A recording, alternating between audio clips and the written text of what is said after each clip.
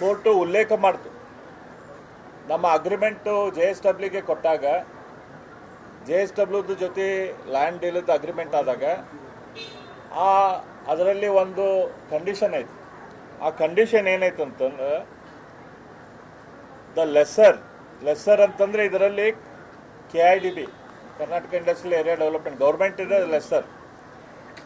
Lesser will fix the price of the demised premises at which it will be sold to the lessee ಅಂತಂದರೆ JSW, and communicate it to the lessee, and decision of the lessor in this regard will be final and binding on the lessee.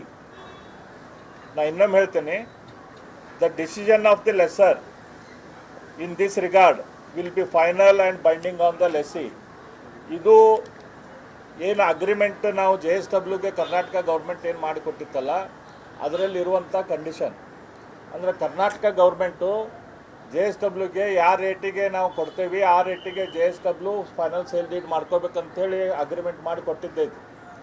ಹಾಗಾಗಿ 1,20,000 ರೂಪಾಯಿಗೆ ಕರ್ನಾಟಕ ಸರ್ಕಾರದ ಜನರ ಆಸ್ತಿ, ಈ ದೇಶದ ಆಸ್ತಿ, ನಮ್ಮ ಪುರಾತನ ಜಮಾನದಿಂದ ಬಂದಂಥ ಈ ಮಿನರಲ್ ಆಸ್ತಿಯನ್ನು 1,20,000ಕ್ಕೆ JSW ಕಂಪ್ನಿ ಕೊಡೋಕೆ ಇದೇನು ಸಿದ್ದರಾಮಯ್ಯನವರ ಅಪ್ಪನ ಮನೆ ಆಸ್ತಿ ಅಲ್ಲ, ಇದು ಕಾಂಗ್ರೆಸ್ನವ್ರ ಮನೆದ ಅಪ್ಪನ ಮನೆ ಆಸ್ತಿ ಅಲ್ಲ. ಈಗ ಏನು ರೇಟ್ ಐತಿ ಆ ರೇಟಿಗೆ ನೀವು JSW ಕೊಡ್ರಿ, ಅದಕ್ಕೆ ನಾವೇನು ನಿಮ್ಗೆ ತೊಂದರೆ ಮಾಡೋದಿಲ್ಲ, ಅದಕ್ಕೆ ನಾವೇನು ನಿಮ್ಗೆ ಹೇಳೋದಿಲ್ಲ. ಆದರೆ ನಿಮ್ಗೆ ಯಾವುದೇ ರೀತಿಯ ಅಧಿಕಾರ ಇಲ್ಲ. ಜನರ ಆಸ್ತಿಯನ್ನು ನೀವು ಡೀಲ್ ಮಾಡಿಕೊಂಡು 3,667 ಎಕರೆಯನ್ನು ನೀವು ಡೀಲ್ ಮಾಡಿಕೊಂಡು ವೈಯಕ್ತಿಕ ಡೀಲ್ ಮಾಡಿಕೊಂಡು ಸಾವಿರಾರು ಕೋಟಿ ರೂಪಾಯಿ ಭ್ರಷ್ಟಾಚಾರ ಇದರಲ್ಲಿ ಆಗಿದೆ ಅಂಥೇಳಿ ಇವತ್ತು ಸಂಶಯ ಬರ್ತಾ ಇದೆ. ಇದು ಆಗ್ಲಿಕ್ಕಂತಂದ್ರೆ ಯಾರು ಕೊಡ್ತಾರೆ ಹೇಳ್ರಿ? ಇವತ್ತು 1,20,000 ರೂಪಾಯಿಗೆ ಈಗ ಅಲ್ಲಿ ಇನ್ನೂ ಬಾಕಿ ಜಾಗ ಐತಿ. ಆ ಜಾಗ ಐತಲ್ಲ, ನಾನೇ ಇವತ್ತು ಹೇಳ್ತೇನೆ ಸರ್ಕಾರಕ್ಕೆ 3 ಲಕ್ಷ ರೂಪಾಯಿ ನಾನು ಕೊಡ್ತೇನೆ ಅಂತ ಕೊಡ್ತೀರಾ? 10 ಲಕ್ಷ ರೂಪಾಯಿ ನಾನು ಎಕರೆ ಕೊಡ್ತೇನೆ ಅಂತ ಹೇಳ್ತೇನೆ, ಕೊಡ್ತೀರಾ ನೀವು? ಯಾರ ಈಗ ನಾಳೆ ಬಂದೈತಲ್ಲ ಇನ್ನೊಂದು 1 ಕೋಟಿ ರೂಪಾಯಿ ಕೊಡ್ತೇವೆ ಅಂದ್ರೆ ಕೊಡ್ತೀರೇನು? ಕೊಡೋದಿಲ್ಲ. ಇವತ್ತು JSW ಕಂಪ್ನಿ ಜೊತೆ ನಿಮ್ದು ಏನು ಒಪ್ಪಂದ ಆಗೈತಿ, ಒಳ ಒಪ್ಪಂದ ಏನು ಮಾಡ್ಕೊಂಡಿರಿ ನೀವು? ನಮ್ಮ ಅಗ್ರಿಮೆಂಟ್ದಲ್ಲಿ ಅತ್ಯಂತ ಸ್ಪಷ್ಟ ಐತಿ. ಇದ್ರ ಪ್ರಕಾರ ಇದನ್ನು ಉಲ್ಲೇಖಿಸಿನ ಇವತ್ತು ಜಜ್ಮೆಂಟ್ ಬಂದೈತಿ. ಈ ಜಜ್ಮೆಂಟಿಂದ ನೀವು ಯಾಕೆ ಅಪೀಲ್ ಮಾಡಿಲ್ಲ? ಜಜ್ಮೆಂಟ್ದಾಗ ಏನು ಹೇಳ್ಯಾರ ಅವರು? ನೀವು ಕ್ಯಾಬಿನೆಟ್ದಲ್ಲಿ ಇದನ್ನು ಲುಕ್ ಮಾಡ್ತೇವೆ ಅಂತ ಹೇಳ್ತೀರಿ, ಅದ್ರ ಪ್ರಕಾರ ಲುಕ್ ಮಾಡಿರಿ, ಡಿಸಿಷನ್ ತೆಗೆದುಕೊಳ್ರಿ ಅಂತ ಹೇಳ್ಯಾರ. ಅದ್ರ ಪ್ರಕಾರ ನೀವು ಲುಕ್ ಮಾಡಿರಿ. ಇವತ್ತಿನ ರೇಟಲ್ಲಿ 1 ಕೋಟಿ 2 ಕೋಟಿ ರೂಪಾಯಿ 3 ಕೋಟಿ ರೂಪಾಯಿ ಇದ್ದಾಗ ಆ ರೇಟಿಗೆ JSW ಕೊಡ್ರಿ, ನಮಗೇನು ಚಿಂತೆ ಇಲ್ಲ. ಆದರೆ ಸರ್ಕಾರದ ಆಸ್ತಿ ಲಕ್ಷಾಂತರ ಕೋಟಿ ರೂಪಾಯಿ ಆಸ್ತಿಯನ್ನು ನೀವು ಐತಲ್ಲ ಕೇವಲ 20 ಕೋಟಿ ರೂಪಾಯಿಗೆ JSWಗೆ ನೀವೇನು ಕೊಡ್ತೀರಿ? 3,667 ಎಕರೆನ 20 ಕೋಟಿ ರೂಪಾಯಿಗೆ ನೀವೇನು ಕೊಡ್ಬೇಕನ್ನತ್ತೀರಿ? ಇದರಿಂದ ಭಾಳ ದೊಡ್ಡ ಗೋಲ್ಮಾಲ್ ಐತಿ. ಇದು ಮುಖ್ಯಮಂತ್ರಿ ಸಿದ್ದರಾಮಯ್ಯನವರೇ ನೀವು ಇದಕ್ಕೆ ಉತ್ತರ ಕೊಡಬೇಕಾಗ್ತೈತಿ. ಯಾಕೆ ನೀವು ಇಂಥ ಅವಸರದಲ್ಲಿ ಈ ಡಿಸಿಷನ್ ತೆಗೆದುಕೊಳ್ಳತ್ತೀರಿ? ಯಾಕೆ ನಿಮಗೇನು ಭರವಸೆ ಐತಿ ಇನ್ನೊಂದು ಸ್ವಲ್ಪ ದಿನ ಆದಮೇಲೆ ನೀವು ಮುಖ್ಯಮಂತ್ರಿ ಆಗಿರೋದಿಲ್ಲ, ಆಗೋಕ್ಕಿಂತ ಮೊದಲು ನಾವು ಎಷ್ಟು ಆಕೈತೆ ಅಷ್ಟು ಬೆಳ್ಕೊಂಡು ಹೋಗ್ಬೇಕಂತ ಹೇಳಿ? ಅದಕ್ಕೆ ರಾಜ್ಯದ ಜನ ಕೇಳ್ತಾರೆ. ಭಾರತೀಯ ಜನತಾ ಪಕ್ಷದ ನಾವು ಕೇಳ್ತಾ ಇದ್ದೇವೆ. ನಾನು ವೈಯಕ್ತಿಕವಾಗಿ ಇದ್ರ ಹಿಂದೆ ನಾನು ಬೀಳ್ತೇನೆ. ನಾನು ಇದಕ್ಕಾಗಿ ನಾನಾಗೆ ಕೋರ್ಟಿಗಾದರೂ ಹೋಗಲಿಕ್ಕೆ ಮತ್ತೆ ನಾನು ತಯಾರಿದ್ದೇನೆ. ನಾವು ನಮ್ಮ ಪಕ್ಷದಿಂದ ಇದನ್ನು ನಾವು ಹೋರಾಟ ಮಾಡ್ತೀವಿ. ನಮ್ಮ ಮಾಜಿ ಮುಖ್ಯಮಂತ್ರಿಗಳಾದ ಬಸವರಾಜ ಬೊಮ್ಮಾಯಿ ಕೂಡ ಇದ್ರ ಬಗ್ಗೆ ಆಲ್ರೆಡಿ ಸ್ಟೇಟ್ಮೆಂಟ್ ಹೇಳಿದ್ದಾರೆ. ನಮ್ಮ ಪಕ್ಷದ ಎಲ್ಲ ಧುರೀಣರು ಇದ್ರ ಬಗ್ಗೆ ಹೇಳಿದ್ದಾರೆ. ನಾವು ಯಾವುದೇ ಕಾರಣಕ್ಕಾಗಲಿ ಕಾಂಗ್ರೆಸ್ ಸರ್ಕಾರ ರಾಜ್ಯದ ಆಸ್ತಿಯನ್ನು, ಜನರ ಆಸ್ತಿಯನ್ನು ಕೊಡೋಕೆ ಬಿಡೋದಿಲ್ಲ. ಇನ್ನೊಂದು ವಯನಾಡದಲ್ಲಿ ಇವತ್ತು ಆಗಿದ್ದೇನು, ನಿಸರ್ಗಕ್ಕೆ ಪರಿಸರಕ್ಕೆ ಲಕ್ಷ ಕೊಡದೆ ಇವತ್ತಲ್ಲೇ ಬೇಕಾಬಿಟ್ಟು ಬೆಳವಣಿಗೆ ಆಗಿದ್ದಕ್ಕೆ ಇವತ್ತು ವಯನಾಡು ಆಗಿ ಇವತ್ತು ಜನರಿಗೆ ಐತಲ್ಲಿ ಜನರ ಮನೆ ಅನ್ನೋದೆಲ್ಲದು ಮಳೆಯಲ್ಲಿ ಕೊಚ್ಕೊಂಡು ಹೋಗಿದಾವೆ, ತೆಲ್ಕೊಂಡು ಹೋಗಿದಾವೆ. ಇವತ್ತು ನಮ್ಮ ಸಂಡೂರು ಬಳ್ಳಾರಿಯಲ್ಲಿ ನಮ್ಮ ದೇಶದ ನಮ್ಮ ರಾಜ್ಯದ ಸಂಪತ್ತು, ನಮ್ಮ ಜನರ ಸಂಪತ್ತು ಏನೈತಿ, ನಮ್ಮ ನೈಸರ್ಗಿಕ ಸಂಪತ್ತು ಏನೈತಿ, ನಮ್ಮ ಪರಿಸರ ಏನೈತಿ, ಅದನ್ನು ಯಾರೋ ಬಂದು ಕೊಳ್ಳೆ ಹೊಡೋಕ್ಕೆ ನಾವು ಅವಕಾಶ ಕೊಡೋದಿಲ್ಲ. ಕಾಂಗ್ರೆಸ್ದವ್ರಿಗೆ ಕೊಳ್ಳೆ ಹೊಡೋಕ್ಕೆ ಅವಕಾಶ ಕೊಡೋದಿಲ್ಲ. ಸಿದ್ದರಾಮಯ್ಯನವರ ಈ ಡಿಸಿಷನನ್ನು ನೀವು ವಾಪಸ್ ತೊಗೊಳ್ರಿ, ಇಲ್ಲಂತಂದ್ರೆ ನಾವು ಇಡೀ ರಾಜ್ಯಾದ್ಯಂತ ಇದ್ರ ಬಗ್ಗೆ ಹೋರಾಟ ಮಾಡ್ತೀವಿ. ಕೋರ್ಟ್ನ ಒಳಗೆ ಕೋರ್ಟ್ ಹೊರಗೆ ಜನರ ಮಧ್ಯದಲ್ಲಿ ನಾವು ಇದನ್ನು ಹೋರಾಟ ಮಾಡ್ತೇವೆ.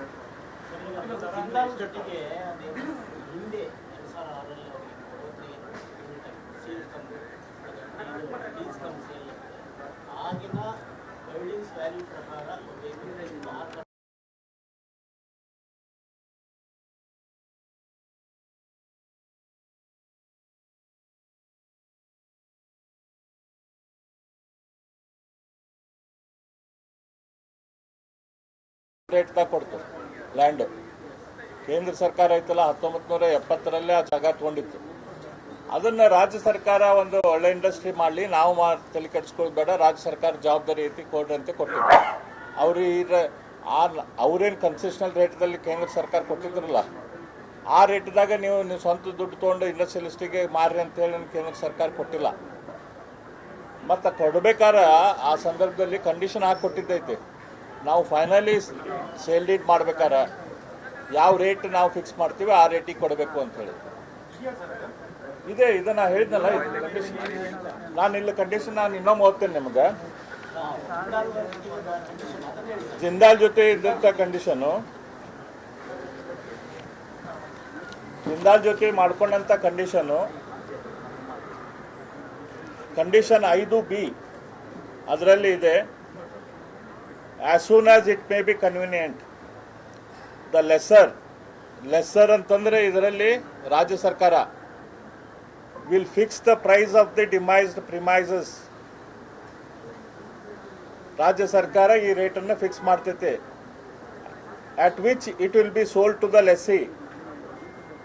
ಆ ರೇಟಿಗೆ ಲೆಸ್ಸಿ ಅಂತಂದರೆ JSWಗೆ ಮಾರ್ತೈತೆ, and communicate it to the lessee. ಅಂದರೆ ಇದನ್ನು ನಾವು ಯಾವ ರೇಟಿಗೆ ಸೇಲ್ ಮಾಡ್ತೀವಿ ಅಂತೇಳಿ JSWಗೆ ಹೇಳ್ತೇವೆ. Decision of the lesser in this regard will be final and binding on the lessee. ರಾಜ್ಯ ಸರ್ಕಾರ ಏನು ರೇಟ್ ಫಿಕ್ಸ್ ಮಾಡ್ತೈತಿ, ಏನು ಡಿಸಿಷನ್ ತೆಗೆದುಕೊಳ್ತೈತೆ, ಇದು ಲೆಸ್ಸಿ ಅಂದರೆ JSWಗೆ ಬೈಂಡಿಂಗ್ ಇದೆ. ಇದು ಈ ಕಂಡೀಷನ್ದಲ್ಲಿ ಹಾಕಿದ್ದೈತೆ.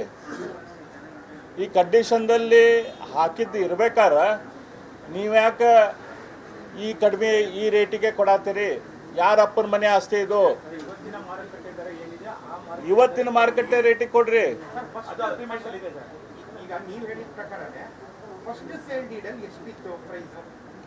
ಫಸ್ಟ್ ಸೇಲ್ ಡೀಡ್ ಆಗಿಲ್ಲ, ಲೀಸ್ ಕಮ್ಸ್.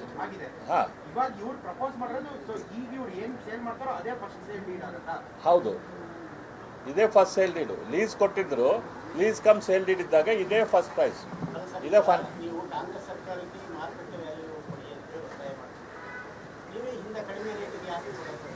ಅದನ್ನು ನಾವು ವಾಪಸ್ ತೊಗೊಂಡಿವಲ್ಲ, ತಪ್ಪಾಗೈತೆ ಅಂತೇಳಿ. ಆ ಸಂದರ್ಭದಲ್ಲಿ ನಾವು ವಾಪಸ್ ತೊಗೊಂಡಿವಿ, ಅದನ್ನು ತಪ್ಪಾಯ್ತು ನಮ್ದು ಅಂಥೇಳಿ. ಇದನ್ನು ಮಾರುಕಟ್ಟೆ ರೇಟಿಗೆ, ಈಗಿನ ರೇಟಿಗೆ ಕೊಡಬೇಕು. ಈಗ ಮಾರ್ಕೆಟ್ ನಾ ಹೇಳಿದ್ನಲ್ಲ, ಅಲ್ಲಿ ಒಂದು ಮುಟ್ಟಿಗೆ ಮಣ್ಣು ತೆಗೆದ್ರೆ ಅದನ್ನು ನೀವು ಕೆಜಿ ಗಟ್ಟಲೆ ಮಾರ್ತಿರಲ್ಲೇ, ರೇಟ್ ನೀವೇ ಫಿಕ್ಸ್ ಮಾಡಿರಿ. ಅದರಲ್ಲಿ ಎಷ್ಟು ತೆಗೆದ್ರೆ ಎಷ್ಟು ಮಿನರಲ್ ಬರ್ತೈತಿ, ಅದ್ರ ಕೆಳಗೆ ಆ ಭೂಮಿ ಕೆಳಗೆ ಎಷ್ಟು ಖನಿಜ ಸಂಪತ್ತು ಐತಿ, ಆ ಖನಿಜ ಸಂಪತ್ತಿನ ಕಿಮ್ಮತ್ತು ಎಷ್ಟು, ಆ ಖನಿಜ ಸಂಪತ್ತು ನಾವೀಗ ಅವ್ರಿಗೆ ಕೊಡಾಕತ್ತೇವೆ ಅಂತಂದ್ರೆ ಅದ್ರ ವ್ಯಾಲ್ಯೂ ಎಷ್ಟು ಆಕೈತಿ ಅದನ್ನು ಅಸೆಸ್ ಮಾಡ್ಬೇಕಲ್ಲ. ಯಾವುದೋ ಒಂದು ರೆವಿನ್ಯೂ ಡಿಪಾರ್ಟ್ಮೆಂಟದ್ದು ರೇಟ್ ಫಿಕ್ಸ್ ಮಾಡೋದಲ್ಲ, ನಮಗೆ ಬೇಕಾದಂಗೆ ನಾವು ರೆವಿನ್ಯೂ ಡಿಪಾರ್ಟ್ಮೆಂಟ್ ರೇಟ್ ಫಿಕ್ಸ್ ಮಾಡಿದಲ್ಲ, ಅದನ್ನು ಅಸೆಸ್ ಮಾಡೋ, ಟೆಕ್ನಿಕಲಿ ಅಸೆಸ್ ಮಾಡಬೇಕಾಗ್ತೈತಿ.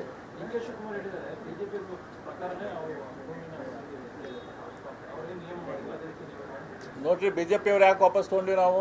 ನಮಗೆ ಗೊತ್ತಾದ ಕೂಡ ಈ ವಿಷಯ ತಪ್ಪಾಗಿದೆ ಅಂತ ಗೊತ್ತಾದ ಕೂಡ ವಾಪಸ್ ತೊಗೊಂಡು. ಈಗ ಇವ್ರಿಗೆ ಗೊತ್ತಿದ್ದು ಕೋರ್ಟ್ದಲ್ಲಿ ಅವಾಗ ಮುಚ್ಚಳಿಕೆ ಬರೆದು ಕೊಟ್ಟೈತಿ ಸರ್ಕಾರ. ಇಲ್ಲ ಅದ್ರ ಬಗ್ಗೆ ನಾವು ರೀಲುಕ್ ಮಾಡ್ತೇವೆ ಅಂತೇಳಿ. ನೀವೇ ಇಮ್ಯಾಜಿನ್ ಮಾಡ್ಕೊಡ್ರ, ಸೊಂಡೂರಾಗ ಬಳ್ಳಾರಿ ಹೋಗ ನಿಮ್ಗೆ ಗೊತ್ತೈತಿ ಇಷ್ಟು ಭೂಮಿ ಐತೆ ಅಂತ ತಿಳ್ಕೊರಿ. ಅಲ್ಲೇ ನೀವು ಅದನ್ನು ನೋಡಲಿಲ್ಲ, 8 ದಿನ ಎಲ್ಲರೂ ಊರಿಗೆ ಹೋಗಿದ್ರೆ ಅಂದರೆ 8 ದಿನದಾಗ ಈ ಭೂಮಿ ತೆಗೆದು ಬಿಟ್ಟಿರ್ತಾರೆ. ಯಾಕಂದ್ರೆ ಅಷ್ಟು ಒಂದೊಂದು kg ಮಣ್ಣು ಅಲ್ಲೇ ಬೆಲೆ ಬಾಳೋದೈತೆ. ಅಂಥ ಮಣ್ಣನ್ನು, ಅಂಥ ಖನಿಜ ಸಂಪತ್ತನ್ನು 1,20,000 ರೂಪಾಯಿ ಪರ್ ಎಕರ್ ಎಲ್ಲಿ ಸಿಗ್ತೈತಿ? ಇದು ಮ್ಯಾಂಡಮಸ್ದಲ್ಲೇನ ಕೋರ್ಟಿದ್ದು, ಅದನ್ನೇ ನಾವು ಉದ್ದೇಶ, ಅದನ್ನೇ ಕೋರ್ಟು ಅದನ್ನೆಲ್ಲ ಉಲ್ಲೇಖ ಮಾಡೈತೆ. ಕೋರ್ಟು ಆ ಮ್ಯಾಂಡಮಸ್ಗೆ 12/3/2024 ವರ್ಡಿಕ್ಟ್ ಕೊಟ್ಟು. ಅದು ವರ್ಡಿಕ್ಟ್ ಕೊಡ್ಬೇಕಾದ್ರೆ ಜಸ್ಟಿಸ್ ನಾಗಪ್ರಸನ್ನ ಅದನ್ನು ವರ್ಡಿಕ್ಟ್ ಕೊಟ್ಟಿದ್ದಾರೆ. ಅವ್ರು ಇದನ್ನೆಲ್ಲ ಉಲ್ಲೇಖಿಸಿದ್ದಾರೆ. ಅಂದ್ರೆ ಕರ್ನಾಟಕ ಸರ್ಕಾರಕ್ಕೆ ನಿಮಗೆ ಅಧಿಕಾರ ಐತಿ ಯಾವ ರೇಟಿಗೆ ಮಾಡ್ಬೇಕಂತ ಹೇಳಿ. ಇದ್ರ ಪ್ರಕಾರ ನೀವು ಡಿಸಿಷನ್ ತೆಗೆದುಕೊಡ್ರಿ ಅಂತ ಹೇಳ್ಯಾರ ಅವ್ರು. ನೀವು ಇದ್ರ ಪ್ರಕಾರ ಡಿಸಿಷನ್ ತೆಗೆದುಕೊಡ್ರಿ. ಡಿಸಿಷನ್ ತೆಗೆದುಕೊಡ್ರಿ ಅಂತಂದ್ರೆ ಪುಕ್ಕಟ ಮಾರ್ರಿ ಅಂತಲ್ಲ. ಪುಕ್ಕಟ ಯಾರಿಗಾರ ನೀವು ರೊಕ್ಕ ತೊಗೊಂಡು ಜನರ ಆಸ್ತಿ ಯಾರಿಗಾರ ಕೊಡ್ರಿ ಅಂತ ಅವ್ರು ಹೇಳಿಲ್ಲ.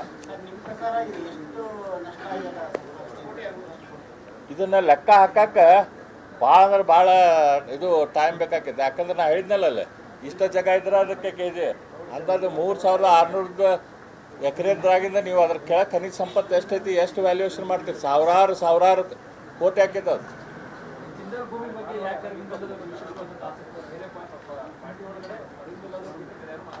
ನೋಡ್ರಿ, ಭ್ರಷ್ಟಾಚಾರದ ವಿರುದ್ಧ ನಾನು ಯಾವಾಗಿದ್ದರೂ ಹೋರಾಟ ಮಾಡ್ತೀನಿ. ನಮ್ಮ ತಂದೆಯವರು 5 ಸರ್ತಿ MLA. ಅವರು ತಮ್ಮ ಇಡೀ ಜೀವನದಲ್ಲಿ ಅತ್ಯಂತ ಸ್ವಚ್ಛ ರಾಜಕಾರಣ ಅವ್ರು ಮಾಡಿದ್ದಾರೆ. ಅವ್ರ ಹಾದಿಯಲ್ಲೇ ನಾನು ಕೂಡ ಮುಂದುವರಿತಾ ಇದ್ದೇನೆ. ನನಗಿದು ಭ್ರಷ್ಟಾಚಾರದ ವಿರುದ್ಧ ನಮ್ಮದು ಹೋರಾಟ.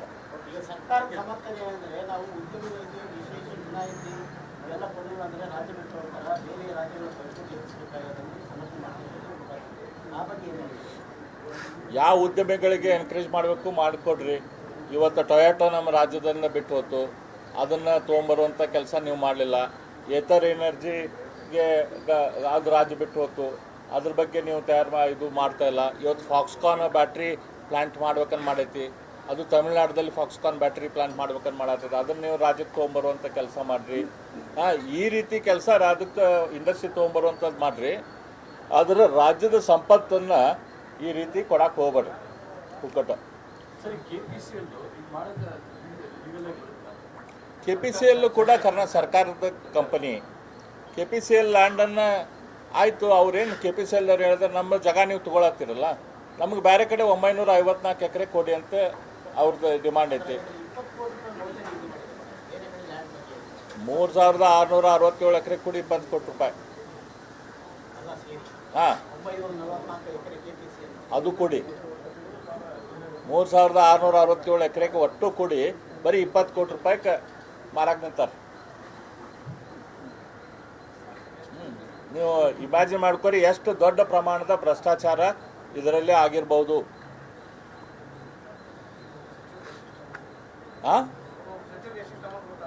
ಅಂದ್ರೆ ಪೂರ್ತಿ ಯಾರ್ಯಾರು ಕ್ಯಾಬಿನೆಟ್ದಾಗ ಯಾರ್ಯಾರಿಗೆ ಎಷ್ಟು ಕೊಡ್ತಿರ್ಬೋದು, ಮುಖ್ಯಮಂತ್ರಿಗಳಿಗೆ ಎಷ್ಟು ಕೊಡ್ತಿರ್ಬೋದು, ಅವ್ರ ಕುಟುಂಬದವ್ರಿಗೆ ಅವ್ರಿಗೆ ಇದಕ್ಕೆ ಎಷ್ಟು ಕೊಡ್ತಿರ್ಬೋದು, ಇದ್ರ ಬಗ್ಗೆ ನಾವು ವಿಚಾರ ಮಾಡ್ಬೇಕಲ್ಲ.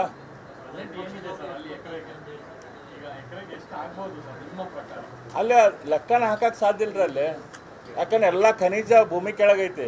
ಆ ಭೂಮಿ ಕೆಳಗೆ ಎಷ್ಟು, ಯಾವ ಡೆಪ್ದಲ್ಲಿ ಎಷ್ಟು ಖನಿಜ ಐತಿ, ಆ ಖನಿಜದ ವ್ಯಾಲ್ಯೂ ಏನು, ಅದನ್ನ ಅಸೆಸ್ಮೆಂಟ್ ಮಾಡ್ಬೇಕಲ್ಲ ನಾವು.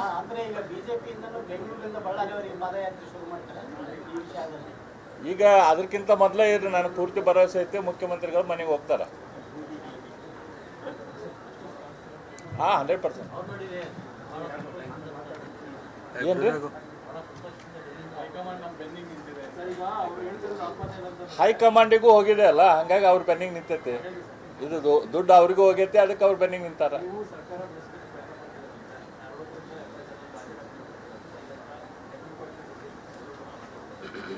ನೋಡ್ರಿ, 136 ಜನರ ಮೇಲೆ ಅವ್ರ ಸರ್ಕಾರ ಐತಿ.